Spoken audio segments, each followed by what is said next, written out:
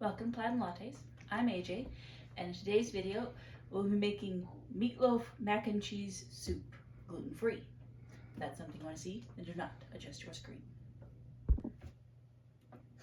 So I have my meatloaf mix here.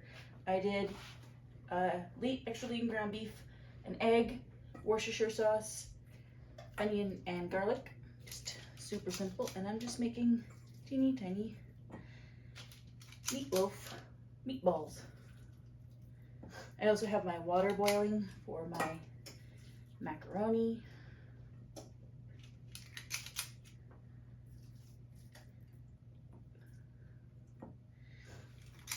This kind of just popped in my head as an idea. I was like, I want mac and cheese, but mac and cheese often gets kind of congealed if it sits for too long. So I thought, hey, how about mac and cheese soup, which is a thing. And then I just thought, what about putting in some meatloaf so that it's got some protein to it? It's kind of like that old-fashioned 60s dinner, meatloaf, mac and cheese, and kids always like peas or whatever with it. So exactly, just all in one bowl. Right, and soup, not bleh. Yeah, and soup so it doesn't get cold and it won't be as heavy and rich. It should be just nice and cozy. I also have here my topping, which is brown sugar, ketchup, mustard, and nutmeg. So after you scoop out your meatballs, you're just going to top it with the sauce. And then I'm going to stick them in my preheated oven for about 20 minutes and then check on them, and we'll be back then. Alright, so I am making a unconventional roux. I just boiled my pasta that's just chilling in a colander as I try not to drop my whisk in here. I'm going to quickly put in some shredded carrots and some diced onion. If you cover it with a wet cloth, it won't burn your eyes while you wait to put it in your food. Put the onion, not the cloth, in.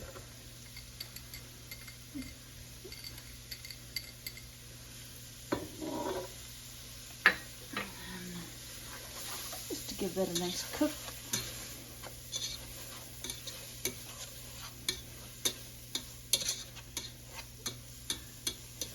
Shred it nice and fine so it'll disappear into the soup, but you get that sweetness from the carrot and the vegetableness of it.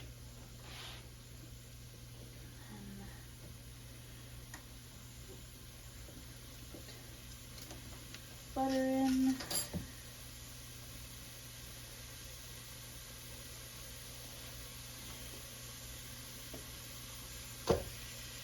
More butter in, let that melt.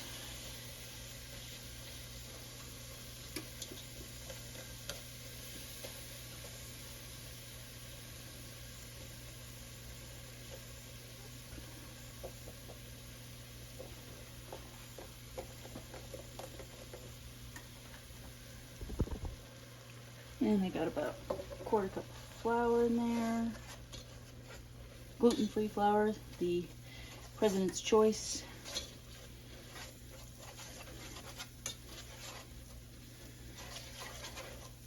And I'm going to thin it a bit with some bone broth that I actually heated up in the microwave.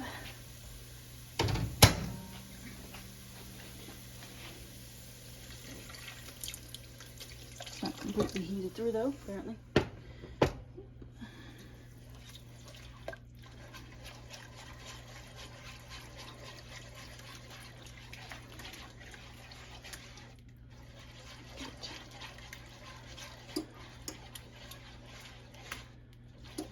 Thick.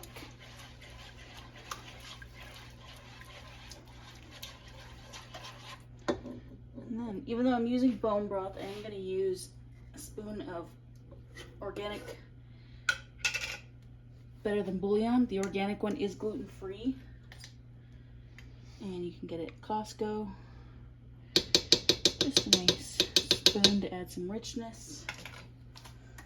Speaking of richness, instead of milk, I am adding some blended cottage cheese. to make this high protein. Because, you know, if you're going to do it, why not bump up your protein levels? Make sure that you use your spatula to get as much of it out as you can.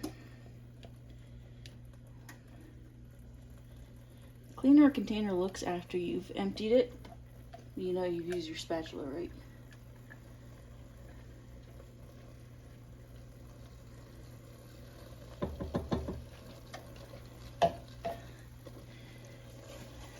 Nice whisk.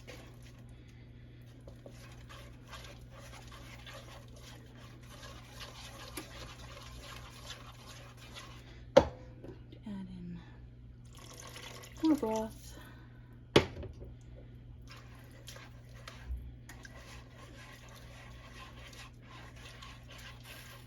As I splash. I'm also going to add in some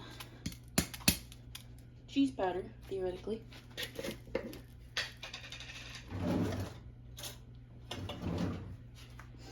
You can get this in Canada at Bulk Barn. I'm sure there's lots of other places you can get it. And the cheese powder is gluten-free.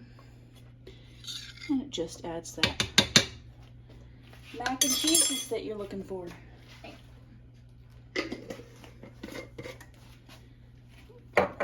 And just keep whisking.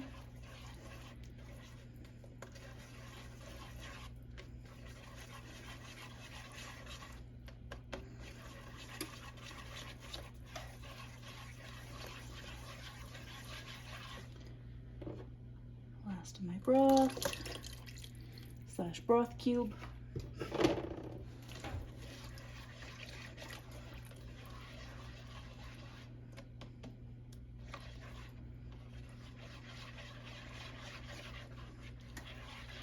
My meatballs are almost done. I did go through and shape them into actual balls so they wouldn't fall apart when you place them on top of your soup.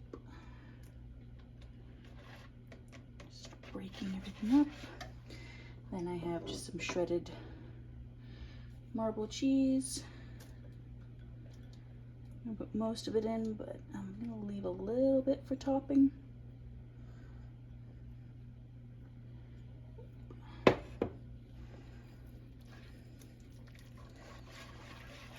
I'm just gonna mix this until it fully melts down, and then I'll put my mostly cooked gluten-free macaroni in. I did leave it a little undercooked so that way it can cook in your creamy broth and really develop that flavor. I will also add some smoked paprika and a little salt and pepper. See you back in a few minutes. Alright, so I have my chef's assistant here. So, like I said, I put the macaroni in, let that cook down. Or your actual elbow macaroni, so it's nice and cheesy. I did have a little extra mozza in the fridge, so I added that in. And then I made, meatballs are quite small, which is good. Then you can just pop it in, and using a wooden spoon because this is piping hot. So you can actually get everything on your spoon as opposed to one meatball or... So you have your meatball and your macaroni. Worth it? Mm-hmm. Hot but worth it. Because the topping gives you that little bit of ketchup flavor. Like sometimes you like in macaroni. Let's get a second opinion. Chip's opinion doesn't count. Smells amazing. Chip.